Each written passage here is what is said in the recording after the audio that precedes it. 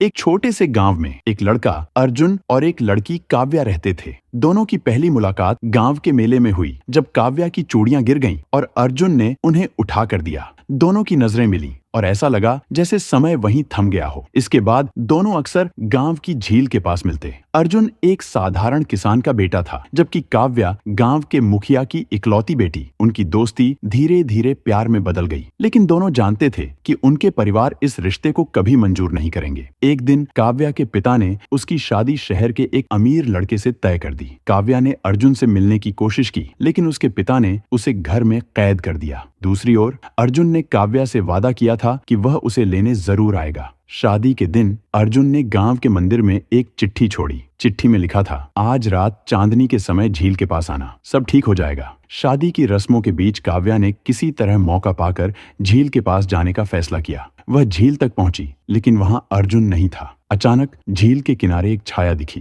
काव्या ने डरते हुए पूछा, अर्जुन तुम हो? छाया ने धीरे धीरे कदम बढ़ाए। यह अर्जुन ही था। उसने काव्या का हाथ पकड़ा और कहा, यहाँ से भाग चलें। दोनों भागने ही वाले थे कि पीछे से काव्या के पिता और उनके आदमी आ गए। काव्या के पिता ने गुस्से में अर्जुन पर बंदूक तान दी। अर्जुन ने काव्या की ओर देखा और कहा, तुम्हारी खुशी के लिए मैं अपनी जान देने को तैयार हूँ। जैसे ही गोली चलने वाली थी, अचानक एक आदमी ने आकर काव्या के पिता का हाथ पकड़ लिया। वह आदमी अर्जुन के पिता थे। उन्होंने कहा, अगर यह रिश्ता पवित्र है तो इसे रोकने का हमें कोई अधिकार नहीं। काव्या के पिता थोड़ी देर चुप रहे और फिर धीरे धीरे अपनी बंदूक नीचे कर दी। उन्होंने कहा, अगर तुम्हारा प्यार सच्चा है तो मैं इसे आशीर्वाद देता हूँ।